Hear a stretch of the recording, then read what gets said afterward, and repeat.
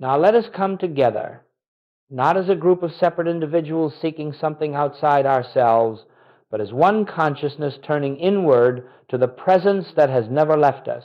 For this work we embark upon these 30 days of stillness is not a program, nor a discipline, nor an attempt to add spirituality to an already overburdened human experience. No, it is an awakening to what has been true from the beginning, that the life we are living is not our own, but the life of God expressed as our own being. We are not entering stillness to gain reward or escape the agitation of the world. We enter stillness because within every breath, within every moment of quiet receptivity, there is a revelation waiting to be made known. The presence that feeds the birds of the air and clothes the lilies of the field is the same presence that animates your very existence. And yet, although it is ever present, it must be consciously recognized before it can become the activity of your experience. You see, the world has taught us to look outward for peace, outward for supply, outward for direction, outward for safety. But the infinite way teaches us that all such seeking is a wandering in shadows. For that which we search for lies already at the center of our own consciousness. Therefore, these days ahead are not a journey outward, they are a return home, a remembering, a quiet lifting of the veil that seems to hide the truth of our being. If you will, think of this entire practice as a gentle turning within, again and again, to discover what has always been living you. Not effort, not strain, but a simple openness. Here I am, Father. Speak, for thy servant heareth. And as the mind becomes still, as the emotions quiet themselves, there emerges a sense of presence, soft at first, but unmistakable until we begin to realize that God has never been absent, never been silent, never withheld anything from his own expression. And so I welcome you to these 30 days of stillness, not as students learning a method, but as those who are ready to behold the truth that has eternally been true. Let us walk humbly, gently, quietly into this inner sanctuary where God is revealed, not as a distant being, but as the very essence of your own I.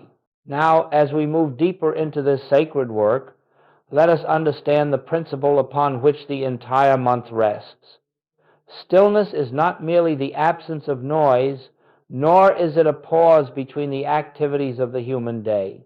Stillness is the doorway through which the invisible becomes visible, through which the presence reveals itself as the reality of our being.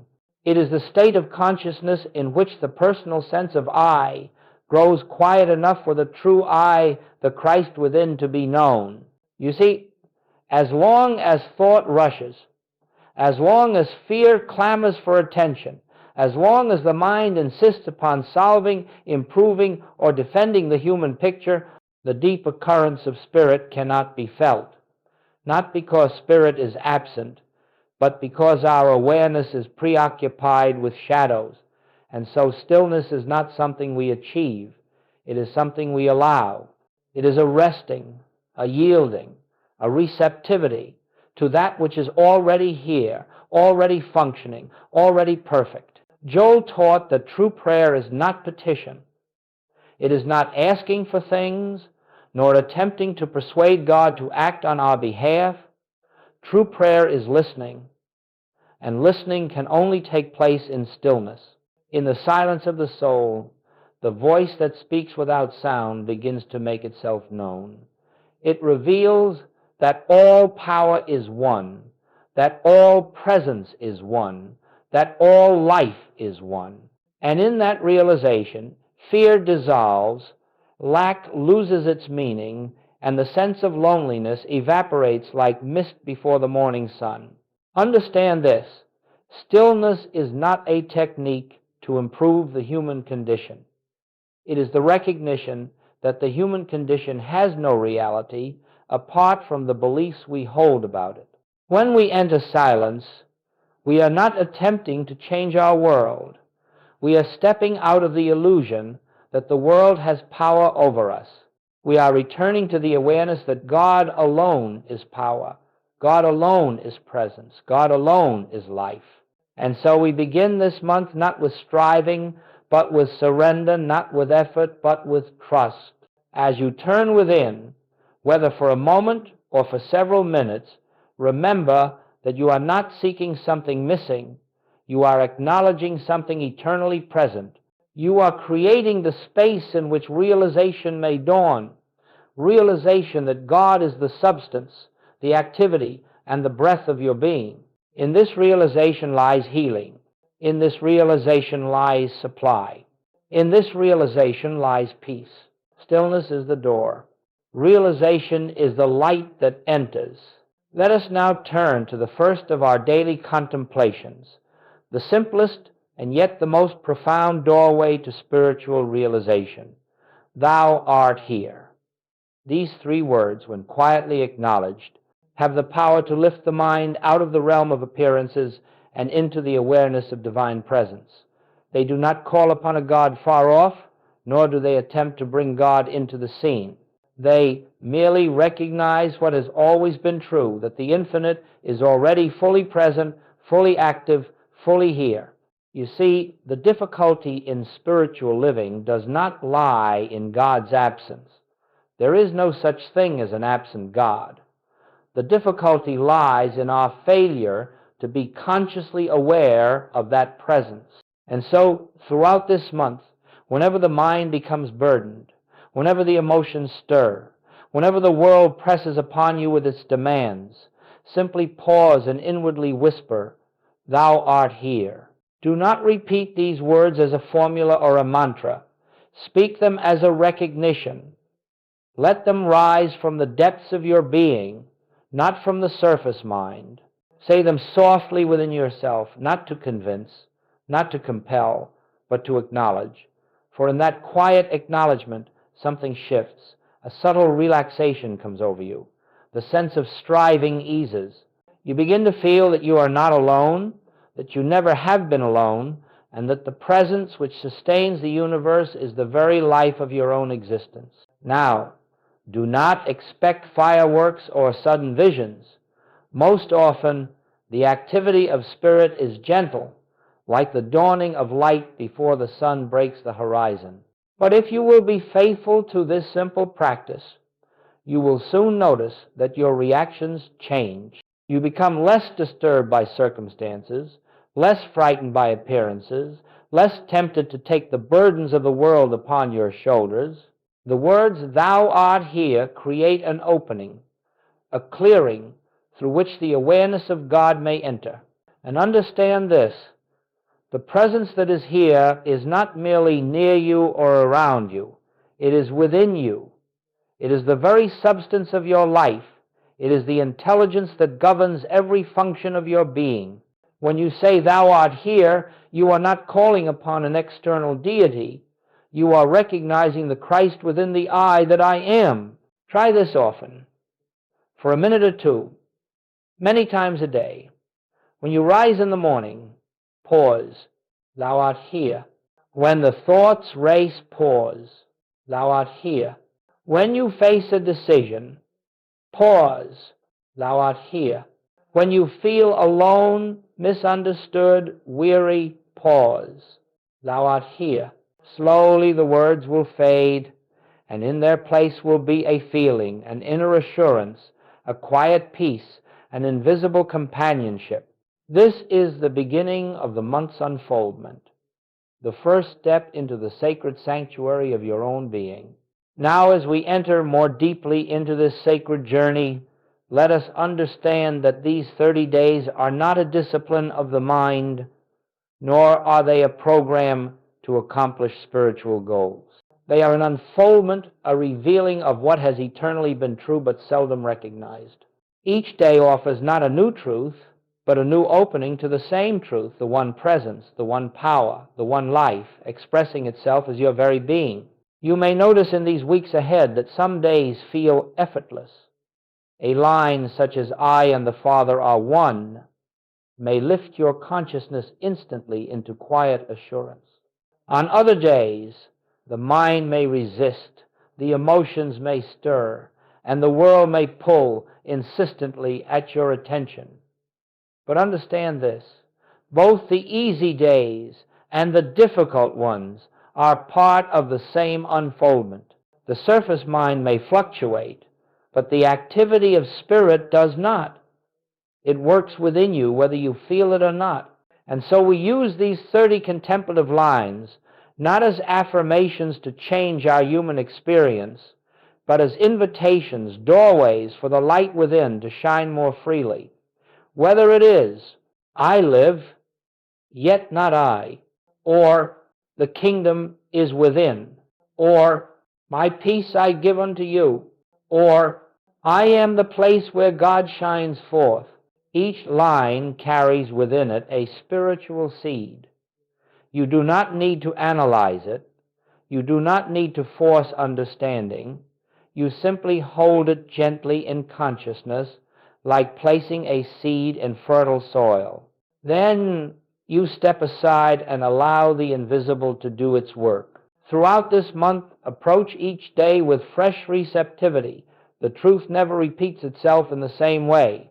The mind may repeat words, but realization is always new, always living, always spontaneous. One day the line, "There is only one power," may appear to address fear. Another day it may speak to your sense of supply. On yet another, it may dissolve the subtle belief that you can be separated from God for even an instant. You see, the power is not in the words. The words are merely symbols, markers, that point to an inward reality. If you allow them to rest softly in your awareness, you will find that the words fade and the silence beneath them begins to speak. And it is the silence, not the statement, that heals, reveals, restores, and transforms. Therefore, do not rush through these 30 contemplations, nor judge the results by appearances. Spiritual unfoldment is seldom noisy. It does not announce itself. It moves gently, imperceptibly, like the tide that rises without sound. Yet one morning you awaken, and you know something has changed. The weight you carried is gone. The fear no longer has a voice.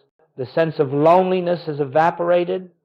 You feel accompanied, upheld, guided. This is the fruit of daily stillness. This is the fruit of quiet recognition. This is the fruit of 30 days spent turning within. And though you may not see the entire transformation while you are in the midst of it, the unfoldment is taking place nonetheless. The spirit within you never sleeps. Its activity continues even when you are unaware of it. Our task is simply to present ourselves each day open, receptive, available, and allow the inner light to reveal itself in its own way, in its own time, in its own perfect fullness. Now, as we continue in this sacred practice of daily stillness, something subtle yet profoundly transformative begins to take place within you. It does not arrive with fanfare, nor does it announce itself with emotional excitement. It comes quietly, as a gentle movement of the spirit, a soft unfolding of awareness that Joel called the inner hearing. You see, the spiritual life is not lived through the human mind. The human mind is an instrument of analysis, of memory, of reason, and all these have their place in the world of appearances. But they cannot touch the infinite. They cannot grasp God. They cannot reveal the presence. Only the inner ear, that deep faculty of spiritual discernment, can receive the impartation of truth. And this inner ear awakens, not through effort, but through silence. As you sit in stillness, whether with the words, "Thou art here," or "I and the Father are one," or any of the contemplations we shall explore this month, you are tuning your consciousness to the frequency of spirit. You are creating the conditions in which realization may dawn. And then, without warning, without planning, there comes a moment when a truth rises within you, not as thought, not as memory, but as revelation. This is the inner hearing. It may come as a deep sense of peace, unconnected to any circumstance. It may come as clarity, a sudden knowing of what is right without any reasoning. It may come as a lifting of fear, so gentle that you hardly notice when it left. It may come as love, love that does not originate in the mind, but pours forth from a depth you did not know you possessed. Do not misunderstand. This is not imagination. It is not self-suggestion. It is the activity of the Spirit of God within your own consciousness. It is the Christ, the true identity of you, breaking through the clouds of personal thinking and revealing itself as your real self. And hear this well. Inner hearing does not depend on your worthiness.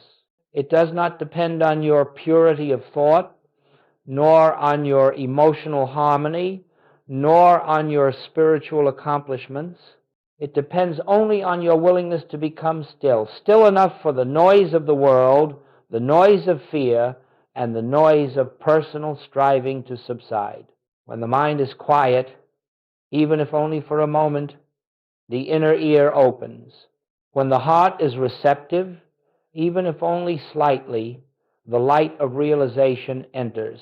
When you cease trying to reach God, God reveals himself as the very being you have never ceased to be.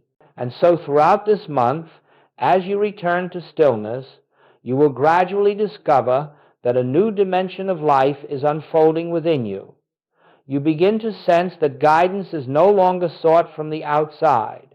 It arises from within. You feel that strength is no longer the result of effort. It comes as grace. You notice that harmony is no longer created. It is revealed. This is the fruit of inner hearing. This is the beginning of spiritual realization. This is the awakening of the divine consciousness that has always been the center of your being. And once this inner hearing begins to function, even faintly, it will continue to grow. It will speak more clearly, more frequently, more naturally. It will become the quiet voice that walks with you, the silent companion that precedes you, the invisible presence that sustains you.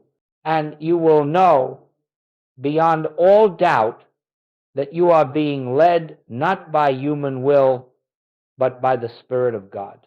As we continue in these daily contemplations, something begins to take place within you, quietly, steadily, almost imperceptibly at first. It is not dramatic. It is not emotional. It is not accompanied by sudden bursts of spiritual excitement. It is a transformation, but a transformation so gentle, so inward, that you may not notice it until you look back and discover that the landscape of your consciousness is no longer the same. You see, spiritual growth is not measured by outer achievements. It is not measured by visions, nor by sensations, nor by changes in circumstance. It is measured by the degree to which the personal sense of self yields to the realization of the presence within. And this yielding happens slowly, tenderly, through the simple act of stillness. One day, you will discover that situations which once disturbed you no longer hold the same power. You will find that the reaction which once sprang up instantly, fear, irritation, anxiety, has lost its foundation. A space has opened within you, a stillness that meets the world with peace rather than resistance. This is not something you have done. It is something that has dawned through grace.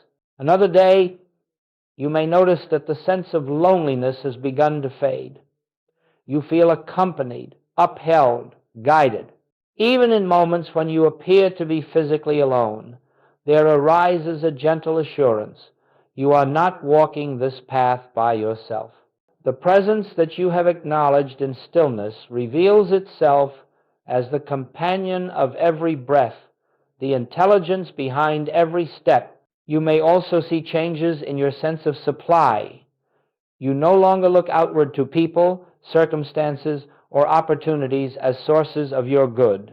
Instead, you begin to feel that supply is a flow, an unbroken, invisible rhythm of ideas, opportunities, and right activity flowing from within your consciousness. The fear of lack loosens its grip, not because you have acquired more, but because you have recognized that the infinite source is the very life-living you. In your relationships, too, the transformation expresses itself. You begin to behold others not as personalities to accept or reject, not as bodies to please or challenge, but as the same Christ expressing through different forms. You begin to understand what Joel meant when he said, "I am you and you are I." For the more you recognize the presence within yourself, the more naturally you recognize it in others. Perhaps most profoundly, your longing for spiritual results begins to diminish. You become less interested in what stillness can bring you and more devoted simply to abiding in the presence. The desire for experiences subsides, and in its place arises a contentment, a quiet joy, a sense of completeness that is not dependent on anything external. And here is a mystery. The very moment you cease seeking results, the results begin to appear, not as the world gives, not as rewards, but as manifestations of a consciousness aligned with God. All of this happens gradually, silently, like the soft turning of a season. You may not feel the change as it occurs, but you will awaken one morning and discover that your consciousness has been lifted. You will realize that the peace you once pursued now rests upon you. The harmony you once sought now moves through you. The presence you once tried to find now reveals itself as the truth of your own being. This is the quiet miracle of these 30 days. This is the transformation born of stillness. This is the fruit of letting the inner light shine in its own effortless way. Now, as this month of devotion progresses, something very beautiful begins to occur. Stillness, which at first seemed like a practice, something you did for a minute or two, many times a day begins to live you. It ceases to be an activity and becomes an atmosphere. It becomes the invisible background of your life, the quiet undercurrent that follows you through each moment, each conversation, each decision. You begin to notice that the mind no longer rushes to solve or defend. It has lost interest in the frantic pursuit of human answers. A gentler movement has taken its place, a resting, a listening, an abiding, and this abiding presence becomes the very environment in which you live your days. You find yourself turning within, not because you must, but because the soul longs for the sweetness of that inner companionship. Joel often said that the infinite way is not a collection of practices or a code of teachings. It is a state of consciousness. It is the constant awareness of God as the only presence, the only power, the only life. Stillness is the doorway to that consciousness, and as you enter it again and again, the door becomes easier to find. At times, it will open before you even reach for it. You will discover that the Spirit takes the initiative, meeting you before you can call, answering before you can speak. And so prayer becomes effortless. Meditation becomes natural. You no longer try to get into the silence. Rather, you realize that the silence has always been there, waiting for your recognition. You cease striving for spiritual experiences. You cease seeking mystical states. The search dissolves. The seeker dissolves. And what remains is the presence of God quietly expressing itself as your own being. As this deepening continues, you will feel a profound shift in how you approach the world. You no longer bring truth into a situation to change it. You bring consciousness. You bring the awareness that God is already there. You walk into the meeting, the conversation, the challenge, the unknown, not as a human seeking divine help, but as the transparency through which divine harmony reveals itself. Stillness becomes the lens through which you behold the world. Stillness becomes the sanctuary you never leave. Stillness becomes the assurance that God is living your life, and this realization frees you. You no longer live by the clock or by external demands. You live by inner guidance. You move when the Spirit moves. You rest when the Spirit rests. You speak when the inner voice speaks. You remain silent when it is silent. Every action becomes an extension of the presence, not an assertion of the personal self. This is the point at which stillness has matured from a practice into a way of life. You walk in the world, but not as one burdened by the world. You move through human scenes, but not as one subject to them. You live in the awareness that the kingdom of God is not a future attainment, but the ground upon which you stand, the breath you breathe, the life you are. And so, beloveds, do not be concerned with how far you have progressed. Do not measure your spiritual maturity. Simply remain faithful to the inner turning, and the inner turning will carry you effortlessly into the deeper waters of realization. For it is not you who accomplish this work. It is the Spirit within you, fulfilling its purpose through the quietness of your surrender. Now, as we come toward the heart of this month-long journey, a deeper revelation begins to dawn, one so simple, so clear, so liberating, that it dissolves years of spiritual effort in a single breath. It is the realization that you are not the one living your life. God is the life that is living you. This is not poetry. It is not metaphor. It is not a comforting thought meant to reassure a troubled mind. It is truth pure, unadorned, unqualified. When the personal sense of I becomes still, when striving ceases and silence is allowed to permeate the soul, you begin to perceive that all the while, beneath the surface of your human doing, an invisible presence has been conducting the true activity of your life. Consider for a moment the way a flower opens in the morning sun. It does not try to open. It does not force itself to bloom. It simply yields to the invisible life within it. That life is its intelligence, its purpose, its direction. So it is with you. The life you believe belonged to your human personality has never been yours. It has always been the expression of the infinite made visible through you. When Joel said, "I can of mine own self do nothing," he did not speak of helplessness, nor was he confessing weakness. He was expressing the highest form of spiritual recognition that the personal sense of self has no power, no wisdom, no life of its own. And yet, when it yields, the divine self, the Christ, the I am, shines through with effortless grace. In the stillness, you begin to sense this great truth. You notice that inspiration arises without your thinking. Solutions present themselves without your seeking. Strength appears without your effort. And you come to realize that all along, the Father within has been the source of your every breath, your every intuition, your every moment of harmony. This realization lifts a tremendous burden from your shoulders. No longer are you attempting to guide your own steps, to secure your own supply, to heal your own body, or to direct the course of your life.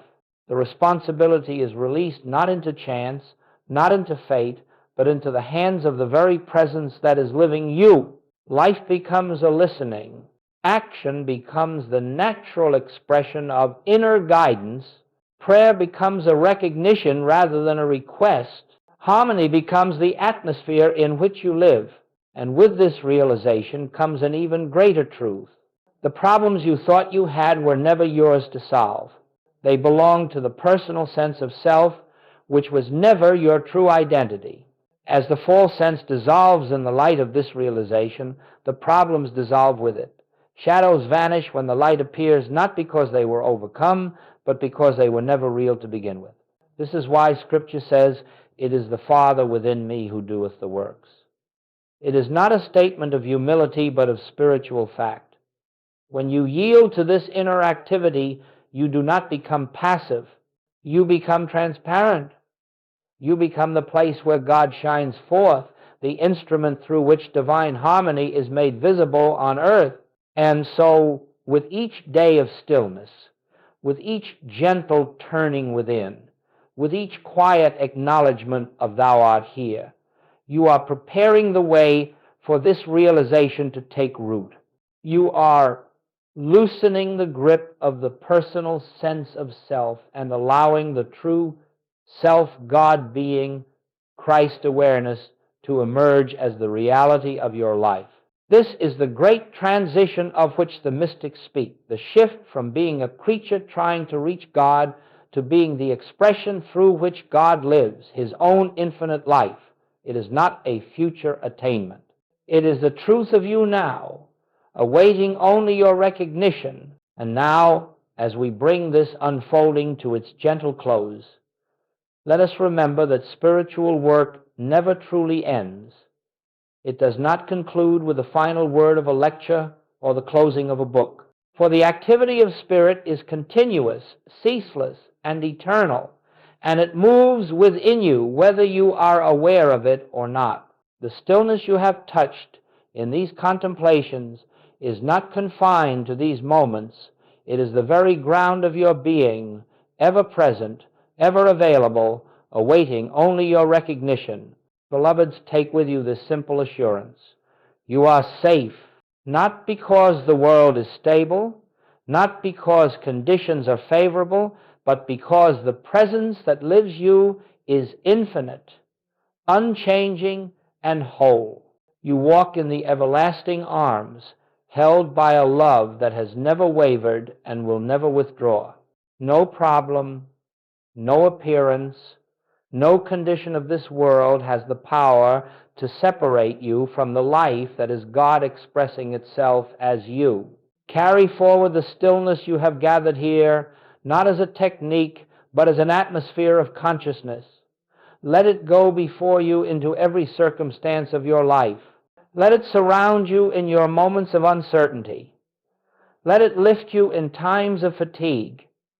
Let it reveal to you again and again that you are never facing anything alone. The presence walks with you as your own being, and it knows the way. When the mind grows noisy, return for just a moment to that awareness we have practiced. Thou art here. When fear whispers its illusions, answer softly, I and the Father are one. When you feel the weight of the world, remember, I am the place where God shines forth. Let these words become gentle reminders, not affirmations of something hoped for, but recognitions of what already is. As you continue beyond these 30 days, you will find that the inner hearing grows clearer, the inner peace deeper, the inner guidance surer. You will discover that the life you are living is not yours to manage, but yours to behold as the unfolding of divine grace, and you will walk through your days not as one struggling to reach God, but as one in whom God is already living, already expressing, already fulfilling His own infinite purpose. And now, let us rest for just a moment in the silence together, not to seek, not to ask, not to accomplish, but simply to be and to know Thou art here. All is well. Peace abides. May the grace of the infinite go before you. May the light of the Christ shine within you. And may the presence that is your very life be revealed to you more deeply with every passing day.